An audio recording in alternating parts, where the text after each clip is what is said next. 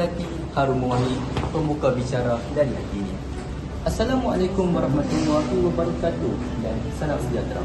Nama diberi Muhammad Irham Akib, penyandang jawatan pengurusi Kelab PBPSS SMK Bandar Sungai Petani tahun 2020. Mari kita kenali rakan pengacara saya tadi. Anak rusa kesana kesini, saya Adania hadir di sini. Hai semua, saya Nur Aryan Danisha. Saya memegang jawatan sebagai ahli jawatan kuasa PSP Edu TV. Apa kata kita kenali seorang lagi pengacara kami? Siapa ya?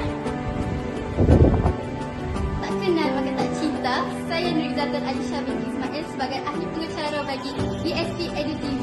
Mari kita kenali unit-unit Edu TV PSS yang lain. Jom!